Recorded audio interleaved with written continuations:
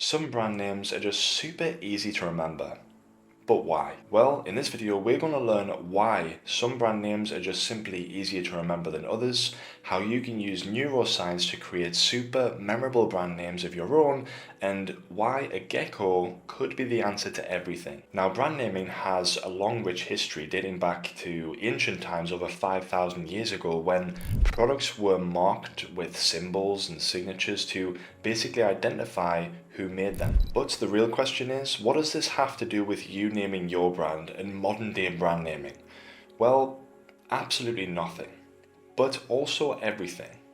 Let me explain. So, there are three main reasons why a brand name can be super sticky and memorable: consistency, patterns, and emotion. First, let's start with consistency. The role of familiarity and repetition is important when cementing a brand name in the long-term memory of your target audience. You see, when humans are repeatedly exposed to something, we become more comfortable with it and develop a sense of trust around the product, experience, or thing. Now, there is one drawback to consistency, and it's that you need a huge amount of resources to invest in generating exposure and repeatedly advertising to get your brand in front of the right people over and over and over again until they eventually start to recognize you. Now, I don't know about you, but I have better things to spend my money on, like watches and books that I never get around to reading.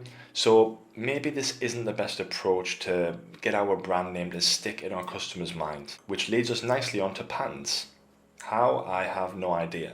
But patterns in brand naming are super important. And by patterns, I don't mean the pattern on your grandma's wallpaper. I mean patterns in language and the associations that we can make with existing memories stored in our hippocampus. Now, you may be wondering, what is a hippocampus? Isn't that a Pokemon? Probably. But actually, it isn't. Because our hippocampus is potentially the coolest thing about your brain. Let's imagine for a second that your brain is a library filled with thousands of books with stories and memories and useful pieces of information. So your hippocampus is basically your brain's entire memory system, helping you to keep the important books that you're going to need to keep you safe and prosperous, and getting rid of books that just aren't really as much use to you anymore. So you may be wondering, Scott, where does brand naming come into all this? Well, when we're trying to get a customer to remember our brand name, it's a little like walking into the library and trying to subtly place our book on their bookshelf. Now, I don't personally know any librarians, and if you are a librarian, then I'm sorry for this and welcome to the channel. But librarians do tend to come across as a little protective and, dare I say it, precious, which can be a good thing, unless your name's Gollum and you like rings. So the likelihood is that if we try to sneak our book onto someone's bookshelf, and their little librarian checks it and doesn't find it relevant or useful for the library, aka their brain, they'll just get rid of it and you will be quickly forgotten. However, if you want to sneak your book, aka your brand name, into the customer's library, aka mind, and say have it stay there, wouldn't it make sense to have it related to another book or memory that is already pre-existing in the library so it doesn't look out of place and is far more relevant? Because most of the memories that we have fall into either one of two categories. One, they're either emotionally charged or they are there to keep us safe and to help us make better decisions in future. So connecting our brand or brand name to something that already exists and is established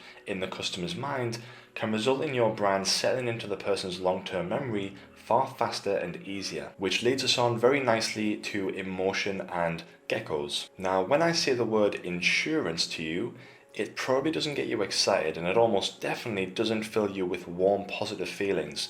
And if it does, good for you, whatever floats your boat. However, Geico realized in 1999 that they needed to reach a broader audience with their advertising and their marketing, and they hired an agency to help them solve this problem. Now, this agency is called Martin Agency. Is that relevant? No, but they did something very clever.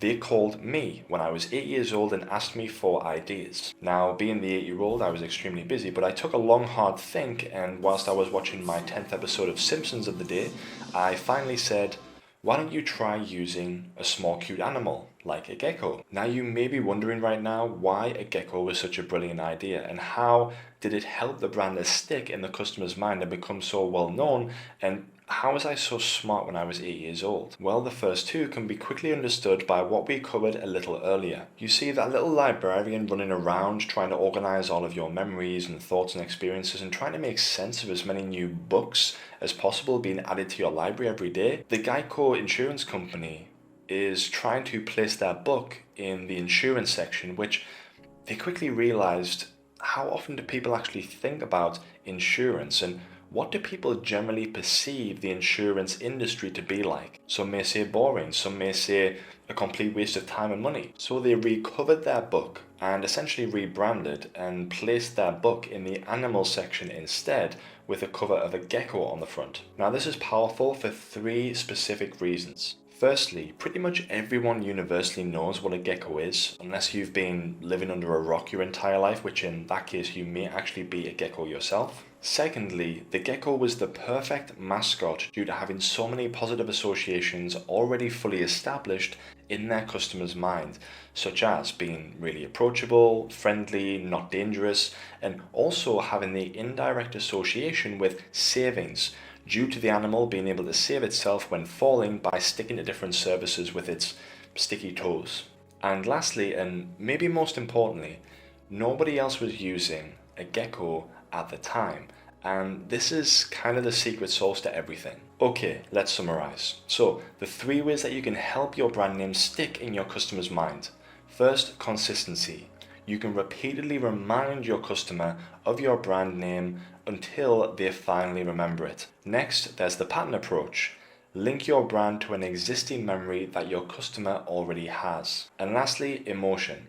Connect it with an experience, word, or thing that customers already have positive experiences or thoughts associated with it. And lastly, if you want a customer to remember your brand, you have to be brave enough to be different and stand out.